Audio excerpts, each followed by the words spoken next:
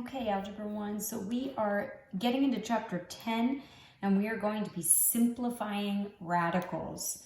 And part of simplifying radicals is first kind of understanding what our answers are all going to look like for chapter 10. So our answers in general, what I want you to keep in mind in chapter 10, we will not have decimal answers. So I'm going to make that note right from the beginning. No decimal answers. And by the time we get to the end, it should be very obvious, but just try to keep that in mind, because sometimes students go to take an assessment and they goof up and they start answering everything with decimals, even though we haven't done that the entire chapter. So just try to keep that in mind, and hopefully we'll avoid some mistakes. So in order for me to be successful when I'm simplifying radicals, I have to know my perfect squares very well, okay? And we talked about perfect squares when we were factoring, because we needed to be able to recognize perfect squares so that we could identify the difference of two squares. So hopefully you remember, okay? But you have a couple ways of looking at this. My perfect squares are the numbers that I get when I square something. So 1 squared is 1, so 1 is a perfect square. 2 squared is 4, so 4 is a perfect square. 3 squared is 9, so 9 is a perfect square. I would say that you should know probably up to 15 by heart. I'm not telling you to memorize. I don't think that that's going to be helpful. So if you spend a lot of time trying to memorize, you might waste time that could have been spent doing other things. You should be comfortable with the perfect square values. Remember that you have a calculator so you can verify perfect square values. 13 squared, so you probably know up to 12 from elementary school or middle school. 13 squared is 169, and 14 squared is 196. So that one's easy for me, because if I know one, then I probably know the other. And you might know 15 squared is 225. Those are ones that I think you should know off the top of your head. I could keep going. 16 squared is 256. 20 squared is 400. Recognizing the perfect squares is going to make you better at this chapter. But again, if I ever want to check if something's a perfect square, I just take the square root of it on my calculator. So, if I wanted to check, is 1 a perfect square? The square root of 1 is 1. Because I got a nice pretty number, yes, it's a perfect square. The square root of 4 is 2. That means 4 is a perfect square. The square root of 9 is 3. That means 9 is a perfect square. So I'm just going in basically the reverse of what I just did. And I'm doing that because you should be comfortable with those directions. And that's a very big part of it. And I'm going to say something now, and you're going to say, no, that's not true. I'm not going to do that. That's not going to happen. And you will, and that's okay. So I think it's better to recognize that you might make that mistake. And that's okay that you are. It's more about being cognizant of the fact that you might make that mistake, right? Making sure that I'm present when I'm doing these problems so that I don't make silly mistakes, because the mistakes that I'm going to talk about a little bit today are silly ones, okay? So what students will often do is they will see a number like the square root of 81, and they will write the answer as root 9. If the number underneath the radical is changing, then the radical shouldn't stay. And I say that, and that's a little vague, and I'll show you what I mean as we move through some of the examples, but just try to keep that in mind. This doesn't say 64 equals 8. This says the square root of 64 equals 8. If you're not fully present in the problem, you're going to confuse those things, and you're not going to feel like it's making sense because you're not thinking about what you're writing. So it's really crucial that you think about the fact that 49 does not equal 7. And if you thought 49 equaled 7, then you're probably not finding yourself very successful in Algebra 1. You don't think 49 equals 7, but you're going to write it. And so that's what I want you to try to avoid. You know that those two numbers are not the same. 4 doesn't equal 2. They are two different numbers. Root 4 equals 2, right? And 2 squared equals 4, but that doesn't mean 2 equals 4. And that's where you have to be really in the problem, thinking, and really understanding it. So if you're just given one of these problems, if you're just given a problem where you're straight off of that list, then it's a super easy problem, okay? So let's just say, for example, 1, I say, what is the square root of 121? The square root of 121 is 11. That's my answer. I'm done. Unfortunately, every number under the radical is not going to be a perfect square. So a problem that you might see is something like this, the square root of 50. So what, again, do students think to do? Oh, square root of 50, it's 7.07. What's wrong with that answer? What do we say at the very beginning? No decimal answers. That's not an exact value because you can't possibly write out all of the digits. It doesn't end at 2, it continues on forever without pattern. Root 50 is an irrational number, so the only way to write it exact is to simplify the radical. And the way that I simplify the radical is by using perfect square numbers. So do you see why you have to know your perfect square values? So I have to think about perfect square numbers that go into 50 because this is the rule that I want to show you for today. If I have a product underneath the radical, and this is just a product, okay? It's not a sum, it's not a difference, okay? That's a multiplication sign. If I have a product underneath the radical, I can split up the radical. And so if I break up 50 into a perfect square and something else, that perfect square portion will simplify because the square root of a perfect square is a nice, pretty number. So that's my goal. My suggestion is that you have a list of your perfect squares out as you're doing these problems because you have to think about what numbers go into the number that you have in your problem. And they're going to start off easy, so you might find that there's not really a reason for it. Oh, I know how to do this. I don't really need that list that she's talking about. As the problems get tougher, you might wish that you had implemented this list ritual earlier. Just a suggestion. So what I want to do is I want to think about perfect squares, numbers on this list that go into 50. And I want the biggest one that goes in. So there's a couple things that you could do, a method that I prefer to. You probably already know what the number is, right? So you're not even listening to me. That's a shame. Because if I implement this method now, it'll make all the other problems that I don't know the perfect square that goes into, it'll be a lot easier then. So my suggestion is you start by cutting the number under the radical in half. What that does is it gives you a starting point. 25 is the biggest number that can even go into 50. So if I try things like 36, 49, that's really silly because there's no way those numbers go into 50 evenly. 25 is the biggest number and 25 is a perfect square. So I am going to break up 50 into 25 times 2. Everything is equivalent. Root 50 and root 25 times root 2. That is equivalent, those two expressions. Because 25 times 2 is 50, and everything stayed under the radical. So I haven't changed the number. Remember before when I said if you change the number, you should get rid of the radical? I haven't changed the number yet, because 50 is the same as 25 times 2. So because none of the numbers changed in their value, they may have changed the way they look, but the value of both lines is the same, so my radicals have all stayed in place. But now I see that I have root 25 out in front of this root 2. What is the square root of 25? 25 is a perfect square. Root 25 is 5. The root 2 comes down for the ride because I can't do anything to reduce that.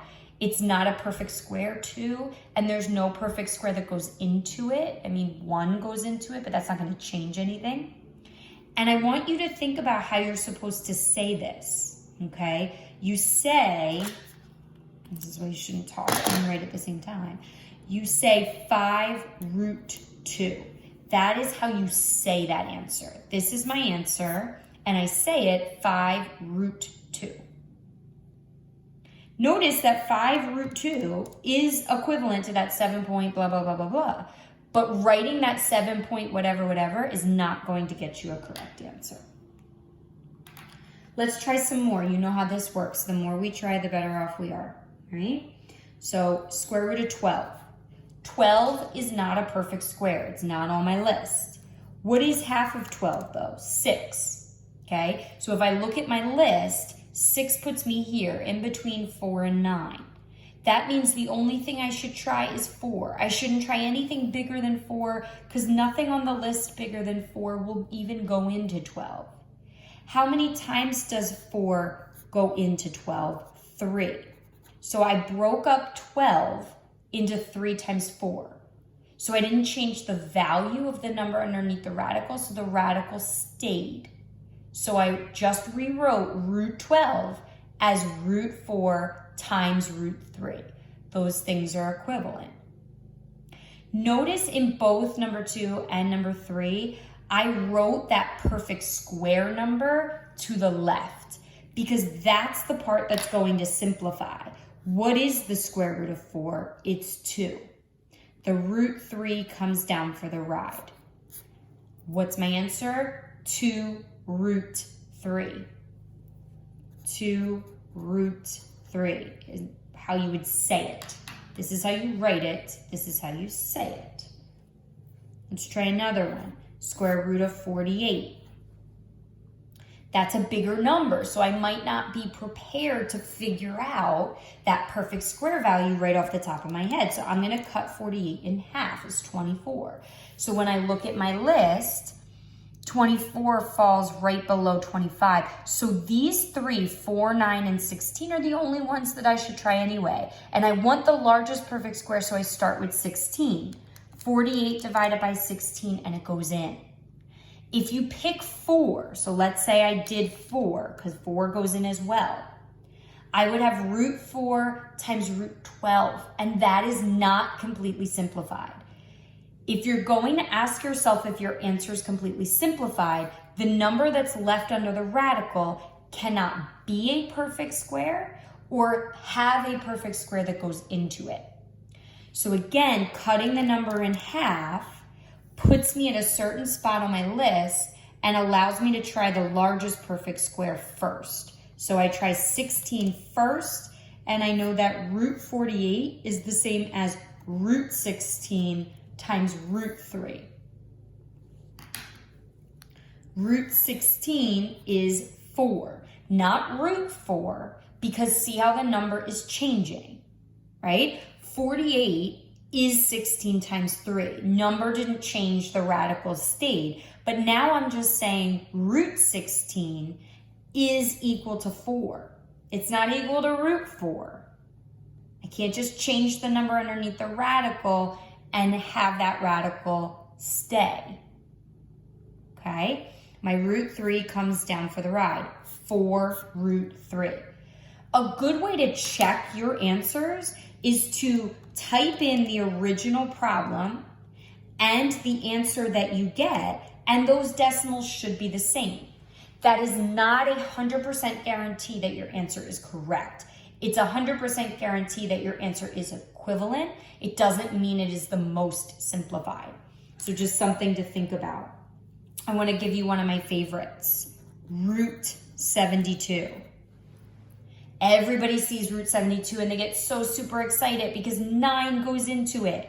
9 is not the largest perfect square. Let's try my trick. Cut it in half, 36. That's the number I should start with. If 36 doesn't work, I'll try 25.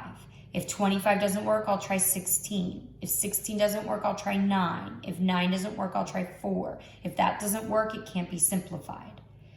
It's just like when we were listing factors. Do you remember we told you List them in order. Have a method to your madness. If you are just randomly trying factors, you're going to leave out the one that's right. And you're not going to know which ones you've done and which ones you haven't done.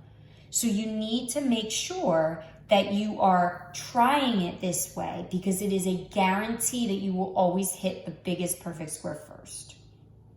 So 36 times 2 is equivalent to 72. So I change root 72 into root 36 times root 2. Root 36 is 6, not root 6, 6. Put it into your calculator. Does it say root 6 or does it say 6? Carry down that root 2. My answer is 6 root 2. Just a couple things to look out for. So I could give you problems with a negative underneath. You want to be cautious. You can't take the square root of a negative. If you type it into the calculator, it says non-real answers. So if this problem pops up, you say not a real number. Thinking hashtags over here. Not a real number. Just like the calculator tells me. It's not a mystery. But be careful, because if that negative is outside the radical, then it's just like a coefficient. So what is the square root of 100? It's 10, and then this is a negative 1 on the outside. So it's negative 10 is my answer. You see the difference between those two answers. Negative underneath the radical, not a real number. Outside the radical, it acts like a coefficient. So let me show you a couple problems with coefficients. So if I had something like, let's start easy, 4 root 25. What is root 25? 5. What operation is occurring between the 4 and the root 25? Multiplication. So this is 4 times 5, or 20. What if the number I put out underneath the radical is not a perfect square? 5 square root of 63. The 5's going to come down for the ride. How would we simplify root 63 before? Let me cut it in half. 63 divided by 2, 31 and change. So I'm right here in between 25 and 36. So let me try 25. Does 25 go into 63? No. Does 16 go into 63? No. Does 9 go into 63? Yes. So that is guaranteed to be the largest perfect square that goes into 63. 63 is 9 times 7, so I do 5, root 9, root 7. 5 keeps coming down. You can't just magically get rid of it. What is root 9? 3. Make sure you put a dot there. If you don't, it's going to look like a 53. This is 5 times the square root of 9. So it's 5 times 3. What is 5 times 3? 15. 15 root 7 is my final answer. And I'll do one more for you. So how about negative 2 times root 80? Negative 2 comes down for the ride. That negative is not under the radical, so everything's fine. Let me guess. I'm going to split up 80 into 8 times 10. I want you to think about that for a second, because that's what everybody wants to do this whole chapter, right? I'm going to split up 80 into 8 times 10. Silly, right? Neither 8 nor 10 is a perfect square. Root 8 doesn't simplify. Root 10 isn't no, that's not going to get me anywhere. I only want the numbers on this list. Those are the only numbers I care about. So again, let's do our trick. Let's cut 80 in half. Puts me right here on my list. So I'm going to try 36 first. Does 36 go into 80? No. Move down the list to 25. Does 25 go into 80? No. Move down the list to 16. Does 16 go into 80? Yes, 5 times. So I'm splitting up root 80 into root 16 times root 5. 8 and 10 don't do me any good. I want perfect squares. My -2 comes down times, what is root 16? 4 root 5. What's -2 times 4? -8 root 5.